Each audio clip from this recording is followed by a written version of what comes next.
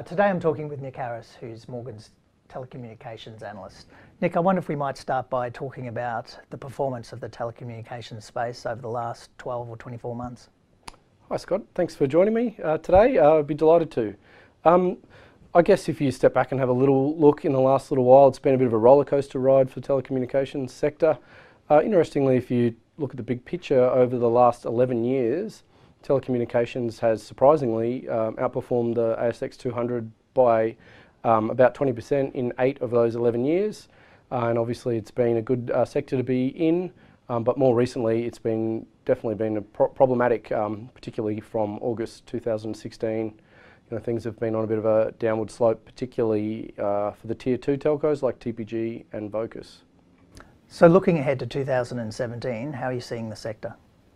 I think like everything, you've got to be a bit specific about where you put your money. I think there's no rush to be in the likes of TPG, which we've got to reduce on. I think Vocus looks interesting, but I don't think there's a mad rush there either. So I think it is going to be challenging. You've got to bear in mind that the national broadband network has only just now really hit the mainstream. It's a bit over 15% of households now, and that's going to double to 30% by June next year. So effectively you've got a huge amount of competition as these telcos all compete really aggressively to try and keep or get those customers. And while competition is clearly a good thing for consumers, it's not good for shareholders if it's at the expense of price, which is what it seems to be at the moment. So I don't think you need to really be there in the fixed line side of things, but we do think there's some good names you should have a look at. SpeedCast, for example, is one that we're very keen on. It's a global satellite provider, so it does back-to-back contracts, so buys satellite capacity off big satellite owners and resells that to smaller companies, for example, cruise ships. If you're cruising around the Mediterranean, and you clearly can't survive cruising around the Mediterranean without communication, so you need to be able to connect in. So that's one that we think is a very good story, and that's our preferred telco pick. Okay, so recently you attended the Telstra Investor Day. What were some of the key highlights coming out from that Investor Day? Thanks, Scott. I think the most interesting thing was to hear the tones turned a bit more positive. If you went back 6 or 12 months ago, they were really talking things down a bit with respect to the national broadband network and the impact. And I think they were just trying to set expectations there, and now they're starting to layer in a few positives that come with that too. So, they have publicly said they could lose $2 to $3 billion worth of EBITDA as a result of the national broadband network, and that's something like 25% of their EBITDA, so it's a big number. But they also get compensated for losing that, so that's a tick. But I guess from the Investor Day, the more interesting thing they said is that they're now looking to take about $1 billion out of the cost base of Telstra to offset that $2 to $3 billion of lost EBITDA, so that's a 2020 target. There's a lot of work required to get there. I don't think anyone probably realises the amount of complexity behind Telstra, the number of systems and processes and people. So there's a lot of work they need to do to simplify the business in order to pull those costs out of it, but certainly a positive, and it certainly goes one step to offsetting that.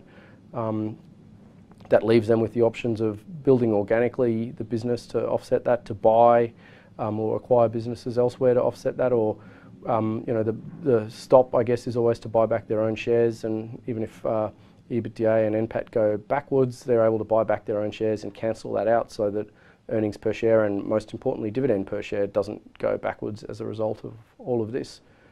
So that's Telstra. The other interesting thing was they made a comment that their mobile subscriber numbers are tracking at a similar level to last year. That's in the face of some pretty intense competition. Optus recently released a quarterly, and they added something like 80,000 postpaid customers, which is a record for them. So I think a few people were panicked that Telstra was losing customers, but in actual fact they're still growing, albeit at a slower pace.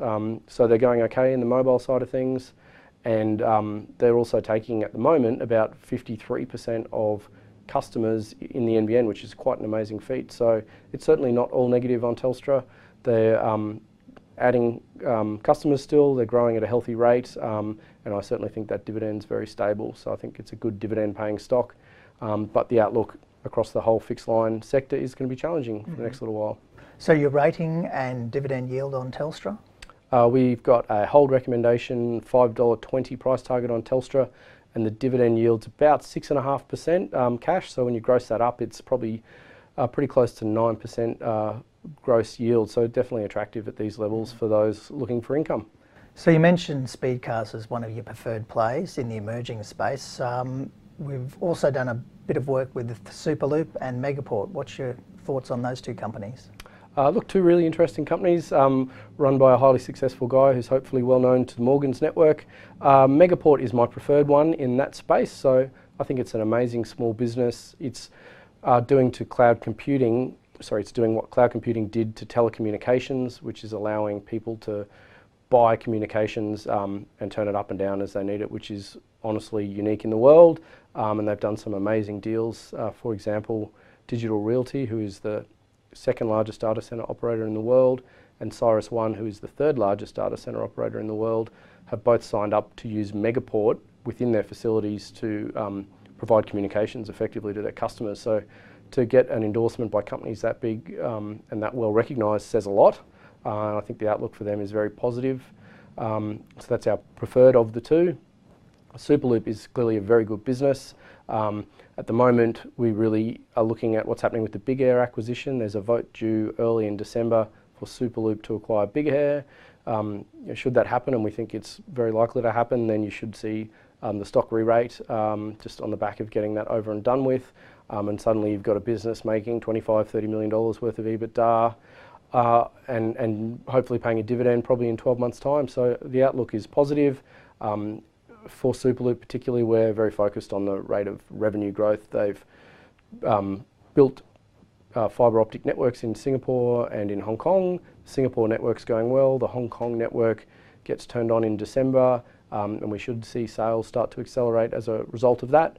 But I think the key risk around that one is really around the rate of revenue growth. And should things go better than we expect, then there's definitely upside, but we just need to see how that's tracking, because after all, they are entering new geographies and it is a startup business, so these things do take time.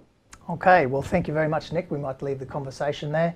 Been talking with Nick Harris, who's Morgans Telecommunications Analyst.